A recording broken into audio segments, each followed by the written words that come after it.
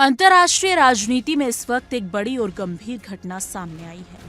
Iran के सर्वोच्च नेता अयातुल्लाह अली खामनेई ने अमेरिकी राष्ट्रपति डोनाल्ड ट्रंप पर तीखा हमला बोला है। खामनेई ने ट्रंप को सीधे शब्दों में अपराधी करार दिया और ईरान में जारी विरोध प्रदर्शनों, हिंसा और तबाही के लिए उन्हें जिम्मेदार ठहराया। उनके इस बयान ने दोनों देशों के बीच बढ़ते तनाव को और गंभीर कर दिया है। खामनेई ने कहा कि ट्रंप का असली मकसद ईरान को कमजोर करना और उसे अमेरिका के प्रस्ताव में लाना है और यही कारण है कि देश में स्थिति लगातार बिगड़ रही है। उन्होंने ये भी आरोप लगाया कि अमेरिकी दखल अंदाजी के चलते ईरान में नागरिकों की जान और संपत्ति को नुकसान पहुंचा है और इस हिंसा के पीछे अमेरिकी सरकार का हाथ है।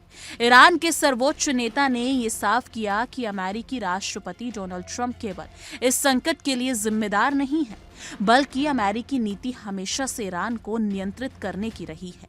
खामनेई ने कहा कि 1979 में इस्लामिक क्रांति के बाद से अमेरिका ने ईरान पर अपना प्रभाव खो दिया था और अब वो किसी न किसी तरीके से इसे वापस हासिल करने की कोशिश करता रहा है। खामनेई के अनुसार ट्रंप सिर्फ वही साजिश कर रहे हैं जो अमेरिका की पुरानी रणनीति का हिस्सा है। उनका कहना है कि अमेरिका का उद्देश्य ईरान को फिर से अपने सैन्य, राजनीतिक और आर्थिक दबाव में लाना है और इसी बहस से यानी कि इसी वजह से देश में विरोध प्रदर्शन और अशांति बढ़ रही है।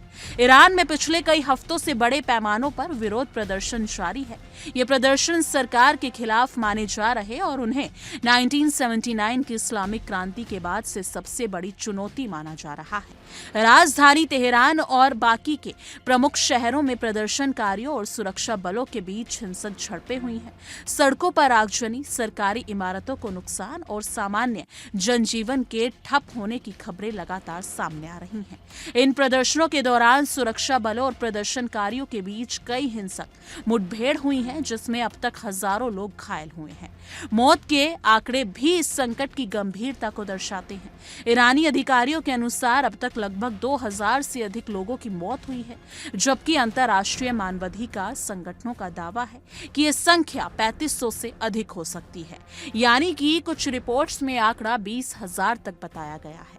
हालांकि इन दावों की स्वतंत्र पुष्टि नहीं हो पाई है। खामनेई ने इन मौतों और हिंसा के लिए सीधे अमेरिका को जिम्मेदार ठहराया और कहा कि अमेरिका ने देश में अशांति फैलाकर हिंसा को बढ़ावा दिया। उनका कहना था कि अमेरिकी हस्तक्षेप और दखल अंदाजी के कारण ही ईरान में हालात बिगड़े हैं और आम नागरिक इसकी भारी कीमत चुका रहे हैं। विशेषज्ञों का मानना है कि खामनेई का ये आक्रामक बयान केवल अमेरिकी राष्ट्रपति या सरकार के लिए चेतावनी नहीं है, बल्कि इसके पीछे अंतर्राष्ट्रीय समुदाय को ये संदेश देने का प्रयास भी है कि ईरान किसी भी तरह की विदेशी दखलंदाजी को बर्दाश्त नहीं करेगा। खामनेई के अनुसार अमेरिका लगातार ईरान के आंतरिक मामलों में हस्तक्षेप कर रहा है, चाहे वो आर्थिक प्रतिबंधों के रूप में हो या राजनयिक दबाव के माध्यम से।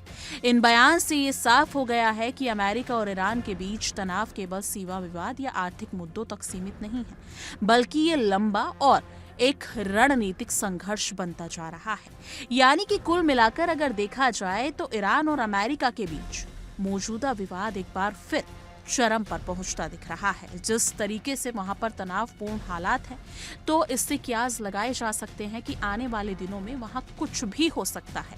एक तरफ ईरान के भीतर हालात बेहद नाजुक हैं और नागरिक सुरक्षा, विरोध प्रदर्शन और मौलिक समस्याओं से देश जूझ रहा है। वहीं दूसरी तरफ अंतर्राष्ट्रीय मंच पर दोनों देशों के बीच बयानबाजी तेज हो गई है। आने वाले दिनों में ये देखना बेहद अहम होगा कि क्या ये टकराव सिर्फ कूटनीतिक बयानबाजी तक सीमित रहता है या फिर वास्तविक तौर पर दो देशों के बीच तनाव और बढ़ता नजर आएगा। इसी के साथ इस रिपोर्ट में इतना ही, लेकिन इसको लेकर आपकी क्या कुछ राय है, कमेंट सेक्शन में अपनी राय जरूर साझा कीजिएगा।